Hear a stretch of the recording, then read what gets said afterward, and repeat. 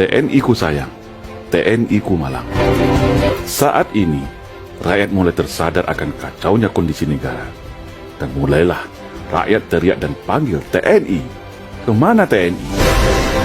Tahukah kita semua bahwa satu, TNI kita hari ini adalah tentara yang paling sipil di dunia. Karena personilnya tak boleh bawa senjata, yang nampak bawa sarung pistol kosong di mana-mana.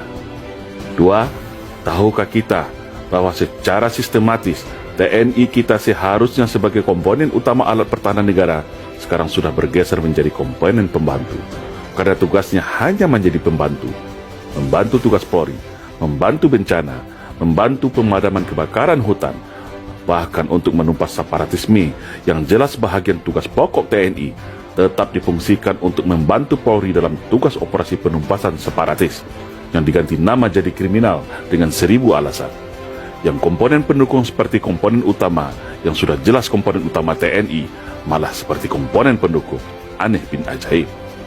Yang ketiga, tahukah kita bahwa TNI kita hari ini sudah menjadi korban adu domba politik belah bambu antara TNI dan Polri, di mana Polri atas kebijakan politik dijadikan terdepan dalam implementasi konsep democratic policing.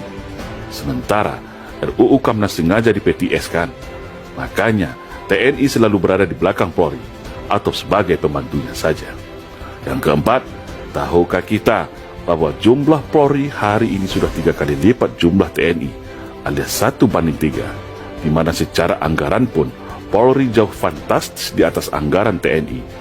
Tapi yang digemborkan kepada publik anggaran Kementerian Pertahanan yang paling besar. Padahal setelah dibagi berdasarkan matra, jauh di bawah anggaran Polri. Yang kelima, tahukah kita saat ini secara kedudukan hukum Polri begitu spesial langsung di bawah Presiden, sedangkan TNI berada di bawah Menteri Pertahanan. Artinya, secara strata hukum dan jabatan, Polri setara dengan Menteri, sedangkan TNI di bawah Menteri. Yang keenam, tahukah kita bahwa sudah hampir semua peran TNI saat ini sudah diambil alih oleh polisi, termasuk peran pembinaan teritorial, cipta kondisi dan pasukan kombatan.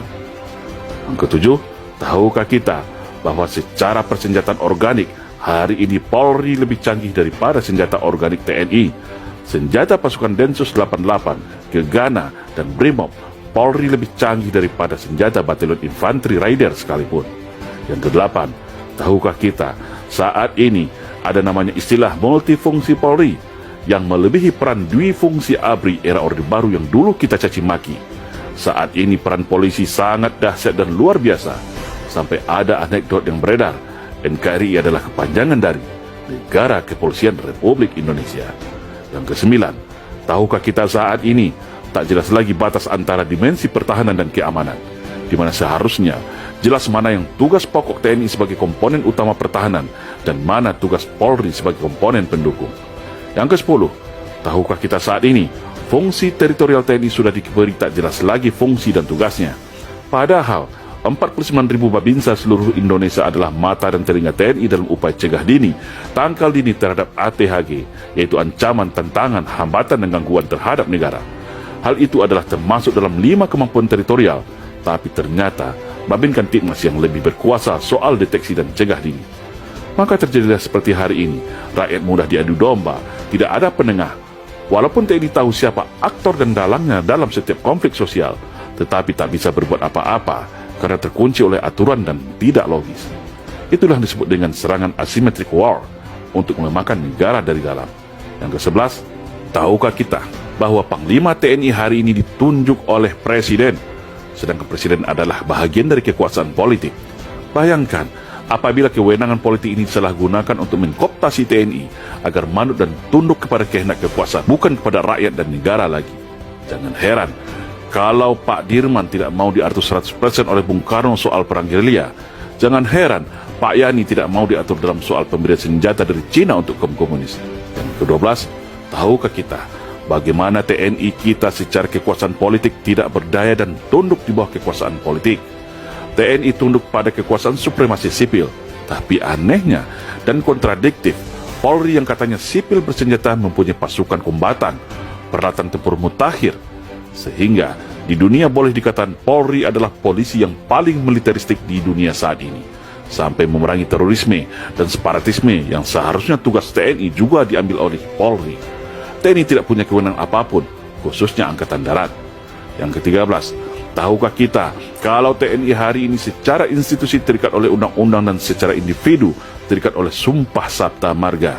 Namun, di satu sisi ada kelompok politik dari sipil melalui kekuasaan politik dapat mengintervensi permasalahan internal TNI, baik itu berupa penempatan posisi jabatan dan belanja anggaran persenjataan TNI. 14. Sadarkah kita, slogan sinergitas TNI Polri hanyalah cara halus mengikat TNI ke belakang, tetapi memberikan kekuasaan luas kepada Polri di depan. Logikanya, buat apa dulu TNI Polri dipisah, lalu saat ini diikat lagi dengan bahasa sinergitas? Kan jadi aneh dan menimbulkan tanda tanya besar. Sinergitas artinya tetap di bawah kendali Polri. Nah, semua penjelasan di atas adalah baru beberapa bahagian yang menjadi beban tugas, beban moral, beban psikologis mental prajurit TNI dalam menunaikan bakti pada negara. Sudah sangat jelas bagaimana upaya sistematis untuk mengekang TNI, melumpuhkannya, dan menempatkannya berada di belakang peran dan tugas Polri. Sungguh TNI ku sayang dan TNI ku malang. Ketika ada kejadian berupa perang, bencana alam, dan gangguan keamanan berat, TNI baru dipanggil untuk diperbantukan. Tetapi ketika itu berupa fasilitas politik, kewenangan dan sarana-prasarana, TNI selalu diminta untuk bersabar, untuk banyak mengalah, dengan slogan Bumi Pertiwi. Hari ini barulah kita sadar bahwa pelemahan TNI ini adalah bahagian sistematis dan pembalasan dendam dari para kelompok neo-PKI, agar mereka leluasa merebut Indonesia dan merubahnya menjadi negara komunis. Sungguh miris ketika tentara dibuat tak berdaya dan kalau bisa masuk barak saja dan jaga perbatasan. Namun ketika negara sudah sekarat, baru semua teriak dan panggil nama TNI. Ketika semua peran TNI diambil, lalu terjadi konflik polemik yang tidak terkendali lagi, baru panggil TNI. Kemana TNI? Yang enak buat Polri, yang susah dan berat baru TNI, yang disalahkan TNI, yang dipuja-puja Polri.